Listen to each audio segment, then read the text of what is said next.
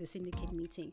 You said to us, we are all paying 350,000 at Wits Business School, which I'll use, which I'll abbreviate to WBS, but we are all paying this hundreds of monies and we all want to pass. So let's just work and pass. And that's when we decided as a team that we are going to carry each other. Whoever doesn't have the strength will carry the other, and whoever has this weakness will, compensate for it. Hi everyone, welcome to MBA Chatroom. My name is Bongiwe Dlamini and I am your host. So today we're going to be discussing a topic that every MBA needs to discuss or go through their MBA journey. And this is talking about syndicate teams and having team dynamics. When you are in a team, you basically have a group of people, probably 7 or 6, where you're going to discuss different topics with them and hand in syndicate assignments in order to finish your MBA. So in this instance, you have people that have different attitudes, personalities, backgrounds, experiences, and this can be a tough journey to navigate. So as usual at MBA Chatroom, we are here to help you navigate that journey. And today I have 2 guests from my original syndicate team from WBS. Their names are Lebu and Kabelo, and they will introduce themselves and tell us what do they do, and we will start the conversation and hopefully give you a couple of tips of how to navigate your team dynamics. Hi guys. Hi Bongi. How are you? How are you doing? We're good. Good to be here. Thanks for having us. Yes. Like you mentioned, my name is Lebu and I'm a procurement professional, and I think this is a great topic and very necessary topic that's going to give good insights to MBA candidates and people that are thinking about doing their MBA. Nice. Thanks. Thank you, Lebu. It's Kabelo. And thanks to the journey that I went through, certain decisions one needed to make and do. And because of that journey, I am currently, hustling. Decided to take a different route in my professional life. Awesome. So Lebu and Kabelo are part of a team of, how many were we? 7? 7. Altogether. Yeah. And we got the name Syndicate 7. So it was 7 of us in Syndicate 7. And I call us the OGs because we are the original. We are the originals. Yeah. And I say this because we moved from being essentially strangers, people that had never met before, and then we met in a room and we had to decide that, this is our team and we're going to make it work. Now, if you can recall meeting for the first time, and I remember this was our first syndicate meeting after a session we had, which was physical at the time before we went into COVID lockdown. And we went into a room where it was all 7 of us and we all put our bags there. And everyone was sitting there looking at each other. Now, I want you guys to tell me, because I'm going to ask you about first impressions. What did you see? What first impressions did you get? And did they change over time when you experienced the different people and doing the syndicate meetings and the assignments, right? You're going to go into that in a bit more detail. But when you sat there and you looked at all 7 of us, what were your thoughts? What were your first impressions? And how did that affect you going forward in your MBA academic journey? So for me, I remember that day very well, Bongi, when we all first met in that room. And, for me, it was the nerves of trying to think that I've got new people to learn, Mm-hmm. You obviously try your best not to not to judge people, mm-hmm. But just to listen and get to know people better. So you get intimidated. I was intimidated by some of the people, especially because I didn't know most of the people. I knew you from PDBA, which made things much better. Mm-hmm. But with the rest of the group, I didn't. It was the first time that I had met them, so that was a bit intimidating, but also exciting at the same time, knowing that you're going to be experiencing new people. That element of excitement was also there.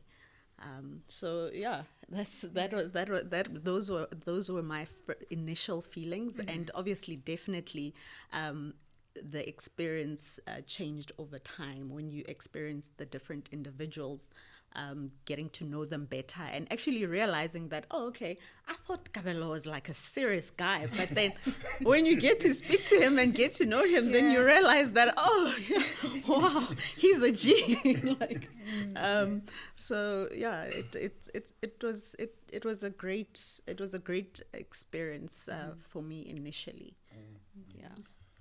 I think for me, the MBA time was much easier because one had gone through the same process in team forming, in the team formation, in the PDBA. But however, so I already had certain, not expectation of the team, but expectation or an understanding of how the team dynamics can pan out. Yes. And you go in there, I remember the first time, I could pick up already, okay, these ones were the PDBA group for 2019, so they must be knowing each other. So I'm the new one here, the odd one. So I must find a way to be part of the team. And the advantage is if you go into a syndicate room, remember that's the first thing that happened on the first day. You get an Excel list with the names of what syndicate you belong to. And before you meet after the class, you look at this list, who's this? Because you don't know each other in the class. That's the first thing. Yeah. And then I got in there and said, okay, let's give it a shot. Because these are the people I'm going to be stuck with for the whole year. And you have a choice to make. You're going to be miserable or you're going to make it work. And I think over time, if you're open-minded, people tend to open up. And especially on the first day, you can see how they introduce themselves to you or to us as a team, and you say, okay, fine, this we're going to make it work. Because, truly speaking, without the syndicate or the syndicate team itself or the work that you're going to do, you're not going to get your MBA. Forget it. Yes. So, or you're going to be miserable going forward. Yeah. Or you're going to fight. What do you want? You have 18 months in front of you. You have to make a choice. Yeah. And the choice is, let's make it work. Let's make it work. Yeah. And, and then we started talking about our expectation. I don't know if maybe I'm jumping the gun, but with the expectation, who am I? How do we work? And blah, blah, blah. But you, with an open mind, day by day, you start adding those blocks on each and every one of us. Yeah. And it's a good journey, I must say. It's a good journey. That is why we end up 2 years down the line, we're still here. Still together. We're still together. Exactly, talking about the very same thing, Syndicate, So I was talking about two things that I've picked up and that are, for me, that are key areas or key things that I'd like the audience to take away, which is, firstly, you will feel intimidated because you're continuously meeting new people, and these people are said to be the cream of, the workforce. As I put it, that's my opinion. I believe that when you do your MBA, you are taking a journey where you've decided that you want to be separated from the rest of the people. So when you meet these people, they're normally managers, some are executives, some are managing directors. They're quite, established in their industries and in their companies, and that's why maybe you'd feel intimidated. But like you mentioned, Lebu, that you felt that way until you experienced them. And for instance, you made an example with Kabelo that you saw, Uti, maybe this person is not really as scary as I thought they are, or as serious as they are. And I think you need to have room for that. You need to add the room for change or the room for acquiring new information about the person you are meeting, right? And the second part is making a decision. That's number one for me. I remember, Kabelo, that's what you said in the syndicate meeting. You said to us, we are all paying 350,000 at Wits Business School, which I'll use, which I'll abbreviate to WBS, but we are all paying this hundreds of monies and we all want to pass. So let's just work and pass. And that's when we decided as a team that we are going to carry each other. Whoever doesn't have the strength will carry the other, and whoever has this weakness will, compensate for it. Now I'm going to move into the vulnerabilities, right? Because when I discuss strength and weaknesses, I'm discussing parts of ourselves that we come with to the MBA. I see you wearing your clothes and I've judged you, or I've made the first impression, but I don't realize that you have some sort of vulnerability. In our discussions, the vulnerabilities was, I'm Bongiwe Dlamini, I work as an ex at this company, and at the moment I don't have children, and I have a partner, but we are fine. They understand that the time constraints that come with doing an MBA. And then you find Lebu that would say she has 2 kids, a husband, etc., etc., etc. And it means at 7 o'clock I'm not available, or from 5 to 7 I'm not available, but from 7 I'm your girl. You can call me. We can do a syndicate meeting or whatever the case. What did that bring to the team? Us mentioning that these are my vulnerabilities, these are my weaknesses. We even joke about one particular individual and we say, you need a visa, Let's get that visa so you can come to the meeting. You have your yes, visa. Yes. You must check in first. What did that bring to the team, and how did that grow our relationship as a team? If I may come in first. I think being vulnerable is quite important, especially in team formation and especially with people that you don't know. Yeah. And with the journey that you're going to take. And if you're going to be very cagey or secretive about who you are, those things that you have, those things that you have in your life sphere are going to affect you one way or the other. And if you're going to bring it in the journey, hey guys, my wife this or my husband this, when you did not tell us that you have this kind of an issue as well, is going to be a problem within the team going forward. So what the guys did in the beginning, we put it out there, we were bare, and you could hear, okay, I'm a father of 3 and blah, blah, blah, and they mentioned everything about me.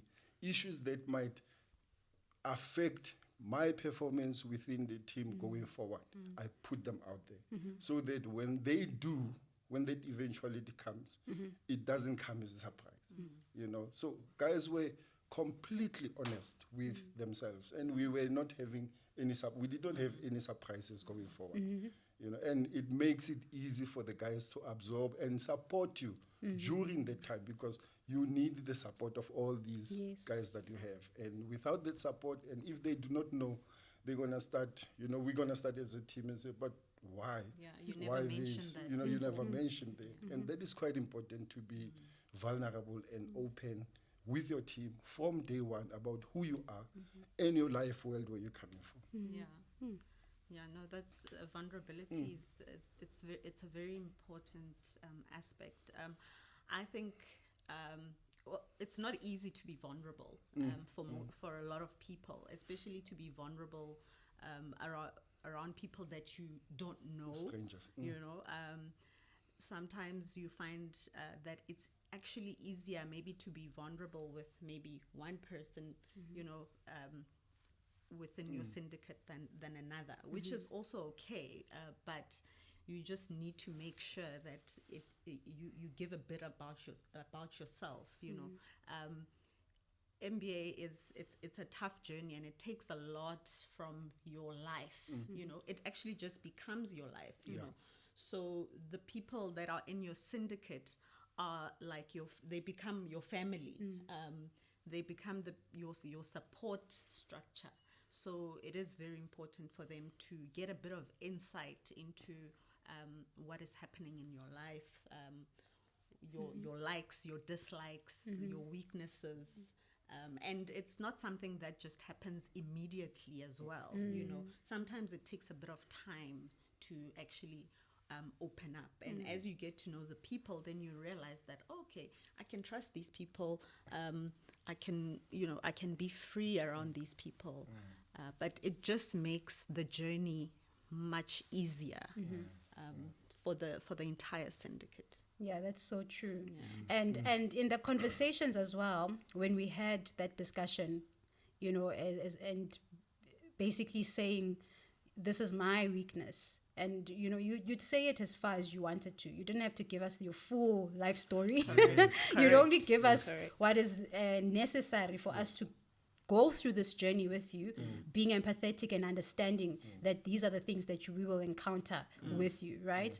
The one thing I love about that is that even in the year when we were in other syndicate teams, for instance, in quarter 3 or quarter 4, we still would meet behind the scenes. And this is one of the things that probably we never left each other. We kept on holding on, even though each of us was in different other syndicate teams. But we would call each other after class and say, "Ish, listen, guys, this is what I'm going through still, with my projects, my subjects. I'm trying to understand this. Can you help me out?" You know what I mean? And it's because we built that trust amongst each other that I can be bare with these people. They know me, they understand me, and so I can walk this journey, for the year. And I really love that. If I may, I think the other thing which is important, or which I came to realize, it's the first syndicate home. That becomes the core. See, that's your syndicate. Yeah. You're going to move into other, after 6 months, into when you're doing electives, you're going to have different syndicates. But by that time, it's much easier, and it's just pushing the coursework and going forward. But your core syndicate, the one that you started with, that's the one that you need to be really open with. The other ones you're meeting about for 2 months or 3 months, you get this thing out, or for a week or two. You don't really need to be, you're just there at that moment where you're running. Yes. But that core syndicate, that's the one that is quite important to make sure that you guys are okay. And you guys understand each other and understand the strengths and the weaknesses. And it's in the understanding of the strengths that you know where to plug in. If I'm not a numbers person, obviously we cannot expect you to do high-level numbers. But there is someone who's good with the numbers. Yes. So then they will push on the numbers, and then from there come back and bring you in and say, this is what we did. But that's that vulnerability that you need in the first syndicate to make sure everything is okay. So I think what you're saying, Kabel, is that that first syndicate is actually your training ground, and it helps you to navigate your way around when you do get to other syndicates. So when you get a good grounding from that first syndicate, then the rest just becomes so much easier. No, that's true. That's really some of the information that comes out from the MBA chat room that I hope people will get is that most of the time when you're doing your MBA, it's a new journey. You are learning. Yes. And as much as you would be empathetic with yourself and saying, I'm new to this journey, I'm still trying to figure out A, B, and C and how to manage my time, have the same, sentiments about someone else. Be a bit more caring about that person as well, to say they are also going through the same thing. They are also as stressed as you. They are also going through, their own dynamics with family as well. So then how to help each other and carry each other through the journey, right? Now I'm going to come into another key thing when we're speaking about team dynamics and syndicate meetings, and that is conflicts. We have conflicts. As much as we laugh with each other, definitely. We are friends, and I'm going to go into different compartments of the conflict, but I'm going to focus on one particular time where we were really, it was tug of war between us, right? As a team, we were divided and we needed to make a decision. So at this time, we were doing our entrepreneurship module, and in that module, we needed to come up with a business idea that we will build a business plan on. And 3 of the team members, or 4 or 3.5, because it's 7. So it's 3.5. We're saying we want this one. 3.5 are saying we want this one. And we had to really decide, because everyone had, they made their points come through very strongly, so to say, this is the idea that must go. Okay. And I want us to discuss that, the dynamics there. When that happens, and obviously this is advice for other team under syndicates, how to manage the conflict, because if we had left that the way it was, I don't think some of us would probably not be talking to each other, because, why didn't they believe in my idea? Because sometimes we take things personally, we take things personally, and we really take things to heart, thinking, no, they don't like me. And it's not the case. It's just that, yes, that's why they don't want my idea. And that's not the case. And I've always seen that group. They're always clubbing together. Yes. So they've gained against our idea, and our idea is better than theirs. Yeah. But at the end of the day, with the topic, I think the realization and appreciation that it's not about you.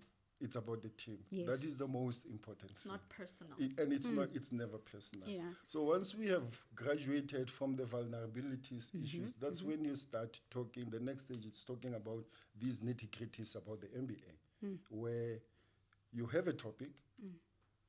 We split in between in terms of what topic. It's not even how to do it. What topic are we gonna go for? And we did not even vote. Yes, We didn't vote. We were just discussing it. We just discussed it, and what made it even more difficult was we were now online. Yeah. We Oh, were no yes. longer face to face, it was online. So I could be intimidating sometimes to sway you into my direction if we are face to face, but online put a span away. Guys couldn't care because they don't see my expression, you know. Yeah.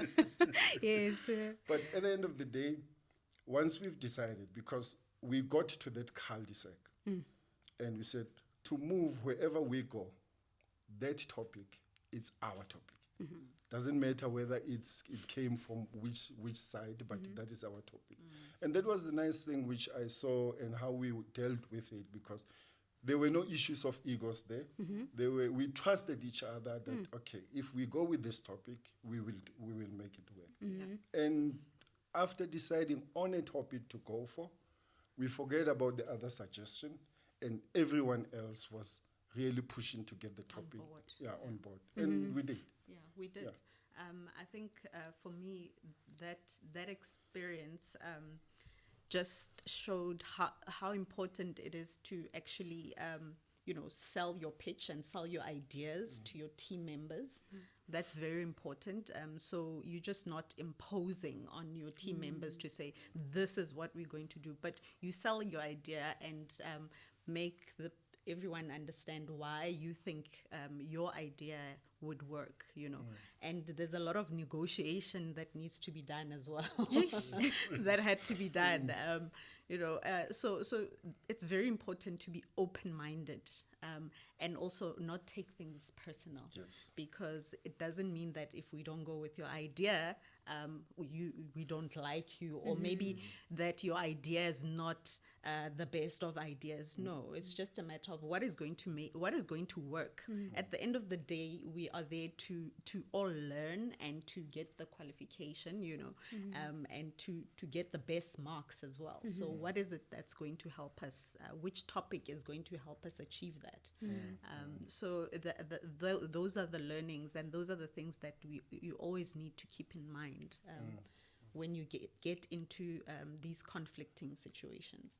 But with the training that we went through, or with the pain that we went through, you get to understand when you're having a discussion and selling a pitch that so-and-so is not going to move. And if I push hard, we're going to break. Yes. So if you have that appreciation and that awareness that this topic, it's not going to be, they're not going to change. They are so adamant that topic is right, in as much as you believe in your topic as well. But in that negotiations, in that room, when you see that the other person is not going to move, and with that idea that it's not about you, then you tend to move and say, okay, fine, for the sake of going forward. Yes. You go with that idea because you see the merits of it. It's not like you don't see the merits of the other topic. You see the merits, you have merits for your topic. But if you see between us, they're not moving, then for the sake of, not peace, but for the sake of the negotiations at that moment, Yes. then you see that if I move, I'm not going to break a leg. Yes. We're still going to achieve the same thing, so why not? And then you take up the topic as well. But what I appreciated at that moment was when we got to that point, we discussed whatever topic we decide on.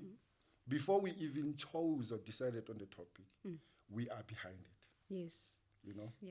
It hurts if your topic is not taken, but if you are at peace with yourself and you understand the core of what you want to do, the core objective of what you want to do, you are able to move forward. And then from there, it's all, Yeah. So you mentioned two things that I'm taking away from this.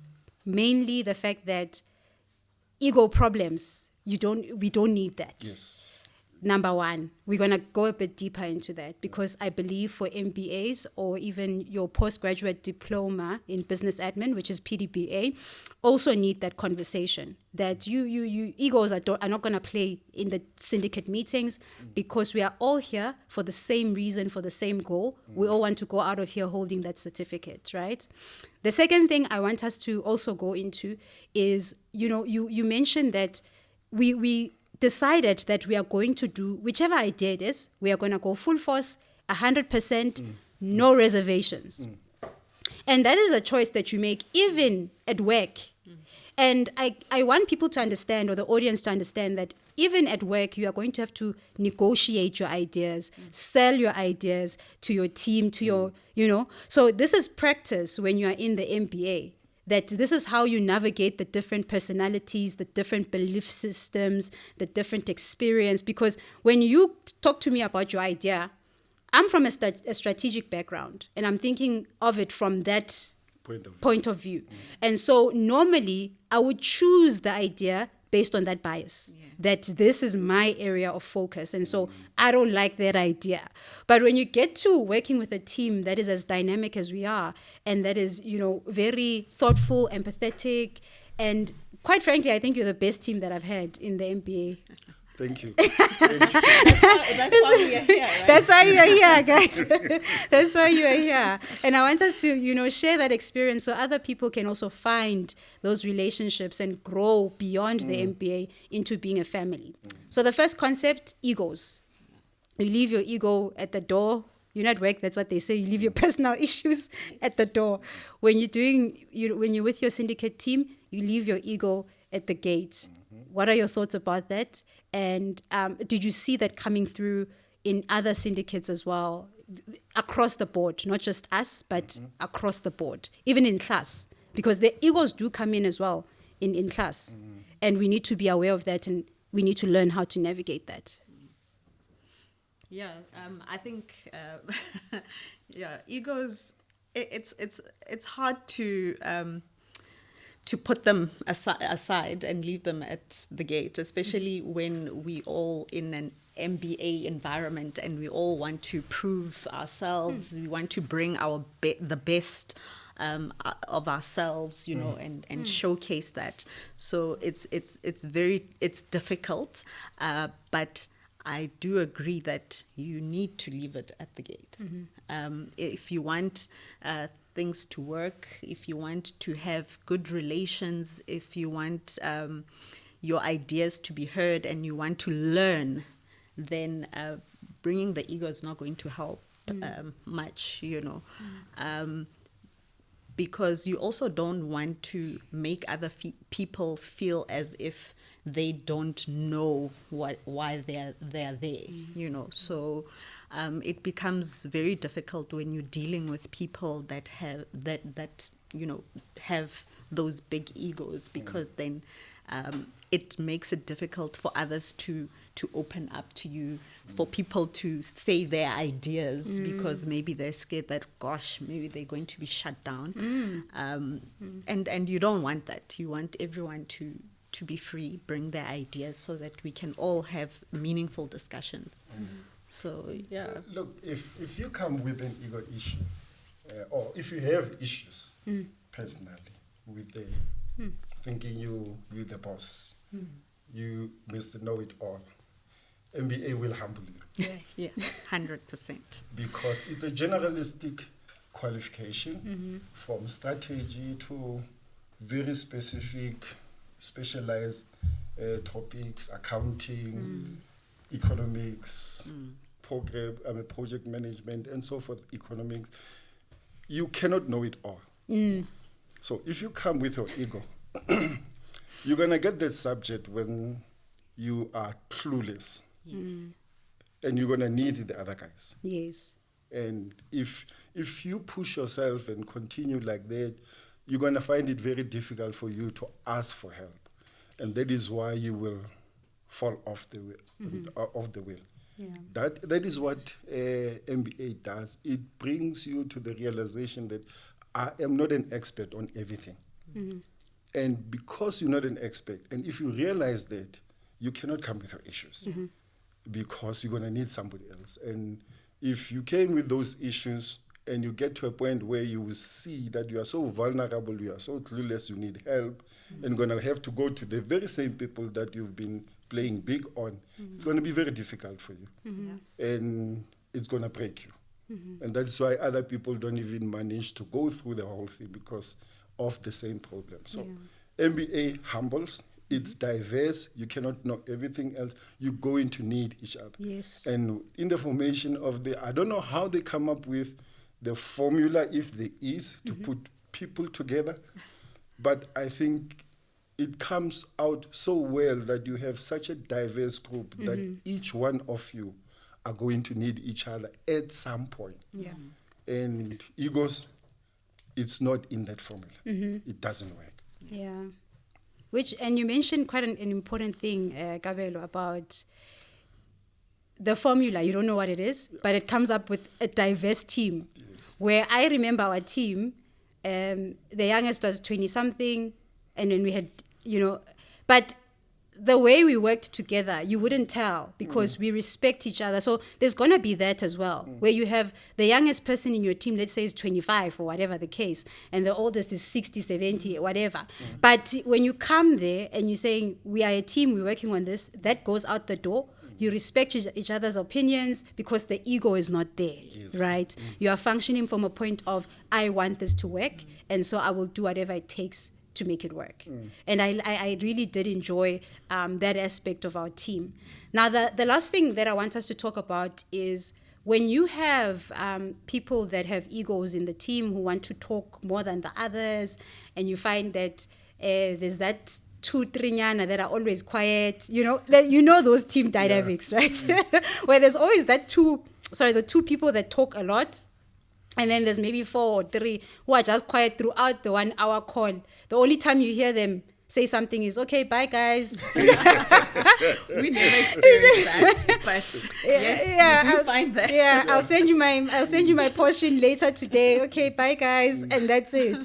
We would take an hour call, and it would be 3 hours because we are just talking and talking. Exactly. And we had one guy that I would say would lead the conversation and say, guys, no, we are missing the point now. Let's come back and bring us back into the road again, So for people in a team that experience that, where there's that silence nyana, always from these 2 people, and it can feel as though they are not contributing because they are quiet. But it might be that's their personality. They are just not as outspoken as everyone else in the team. Now, I remember with us, 1 of you or 2 of you would shout, hey, where's whoever? You haven't said a word, Yes. And that helped because then I'd say, the other person say 2 words, nyana, here and there, and say, okay. And then you're like, all right, you get the point. We are moving to the next component that we need to discuss. For people that are going through that, it could be a shyness issue, it could be an intimidation issue. Please give them advice. And especially, when you're in a team, what can the other team members do to bring them in and feel comfortable and feel, part of the team as well? And if that's their personality, then it's fine. We'll be understanding. But how can they deal with that? Because most of the time it's a matter of there's 2 or 1 person who is very egotistic, and so I'll keep quiet because they always say, stuff, and they always bash my ideas, so let me just detach. Please advise that person. Yeah, so the one thing that you don't want to do when you're in a syndicate is to detach. You always need to almost force yourself, even if you're a quiet person. You always, and if it doesn't work, it's important to then address it with your syndicate members to say, okay, can I please get an opportunity to speak? Because I understand that, maybe the person that's speaking the most has a better grasp of the concept, but you always have to say something, force yourself to talk, because even in the work environment, you can't just show up to a meeting and not make a contribution. Yes, sometimes it's good to listen, especially if you don't understand something. It's important to listen, but also ask the questions, ask questions that are going to assist you to understand. But getting into the syndicate meeting and not making a contribution, that it doesn't help you as an individual. All the other members that are contributing towards the conversations, they're the ones that are getting the value out of this whole thing. You, by keeping quiet and not saying anything and not asking questions, even if it's a stupid question, there's no such thing as a stupid question. And if somebody's going to judge you and say you're asking a stupid question, well, I don't think everybody knows everything, like you said, Gavin. We are all there to learn. So it's interaction in the syndicate is very important, and you need to show up for your syndicate. You need to show up. If you don't understand the concept, assist with something else, because we all know that in the group there's a lot of diversity. There's people that understand statistics more than others. Some people grasp the concepts along the way, whereas other people just get them immediately. So communication in the syndicate is very important, absolutely important. You won't get any value if you do not interact and take part in the syndicate. And that's on an individual level in terms of the value that you will get from being involved, Yes. in whatever way. But for the syndicate itself, there needs to be somebody who is aware, that self-awareness in terms of, Bongi is quiet today, what's going on? Then you call her up. Hey, Bongi. So you need that kind of awareness among the syndicate. It's not a role for any other person. But on a particular day, somebody will pick up that, but Bongi is quiet today.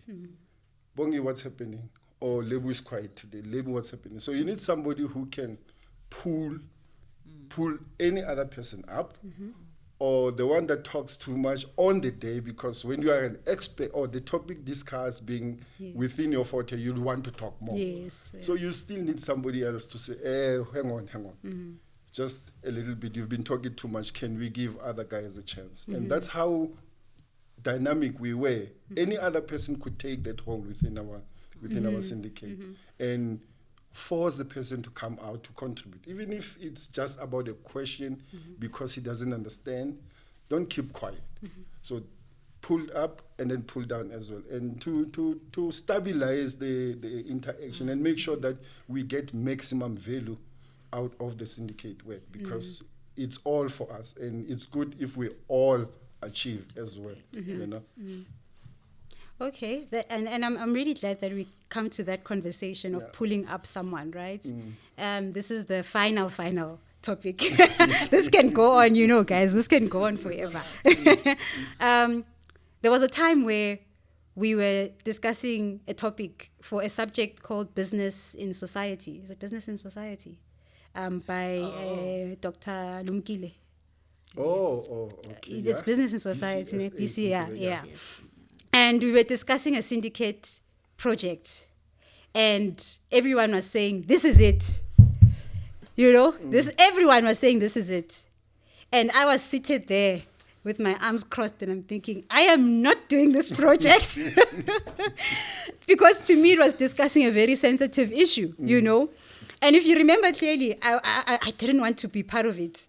But I thought, I'm going to contribute. I'm going to put in the time and give them their part of the work, and they will read it and finish it off, But I learned something about myself. I'm not. I need to tolerate people a bit more, and I need to be accommodating a bit more. The fact that I was very cagey about the topic revealed things to me. So in your syndicate team meetings, in your team assignments, there are certain things you will learn about yourself, which are highlighted by the relationships that you develop with your team. what is that for you, that one thing?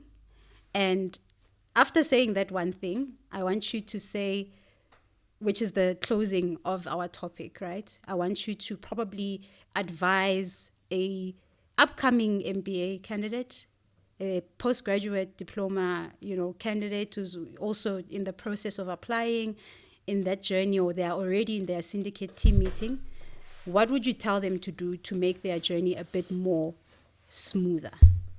That's your final word. If they take nothing else from this whole podcast, that is the one point you want them to go home with. Well, for me, I think the one thing that I got to learn about myself is that I thrive on other people's energy. I do well when I hear other people's ideas, and that brings out that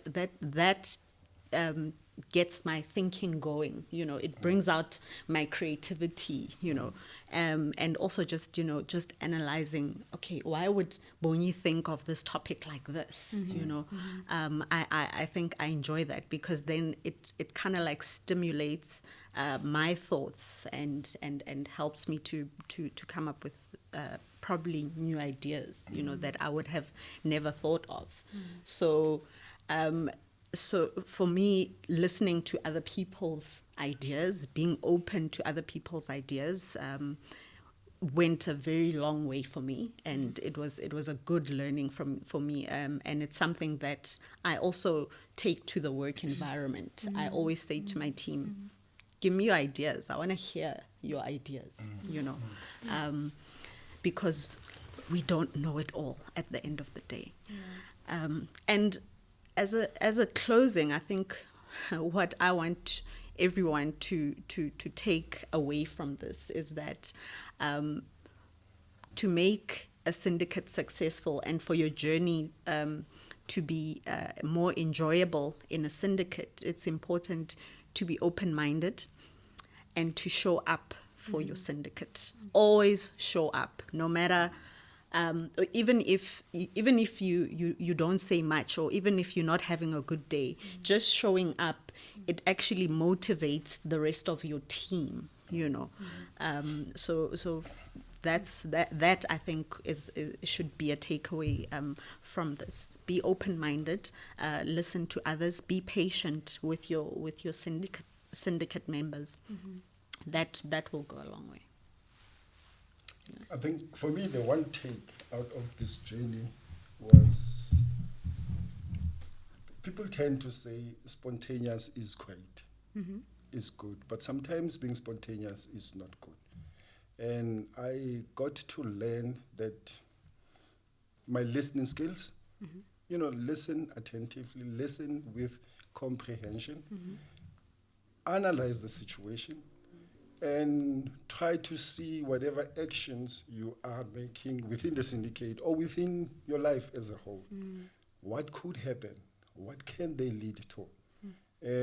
We were advantageous in one of the modules where we were forced to review a book. I didn't know what reviewing a book is, but now I know what to review a book. There's a book by Rita McGrath, Seeing Around the Corners. And in that book, I got to learn that whatever you do today, or whatever happens around you today, it's something that has been coming slowly.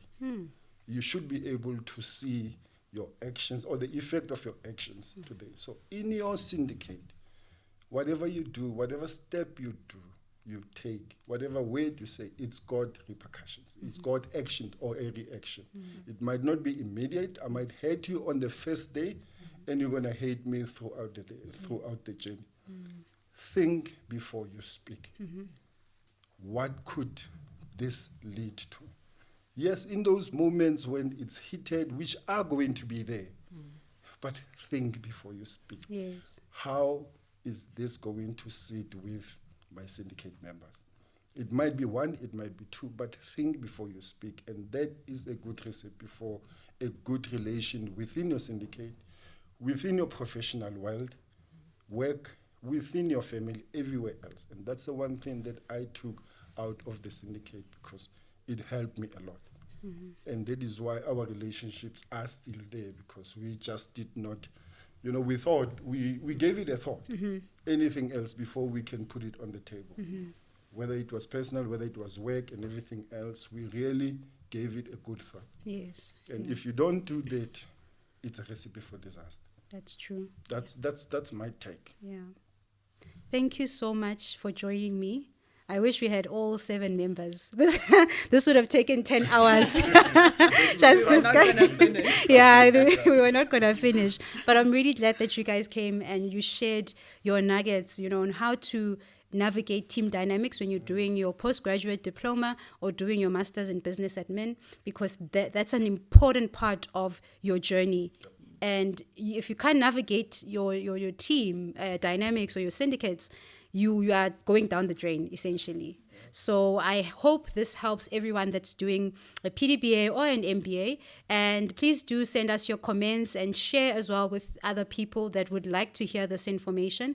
And also, please check out our services and offerings on our website, MBA Chatroom. Until the next time, it is a bye from me and Lips and Gabi. Thanks for having us. Thank you.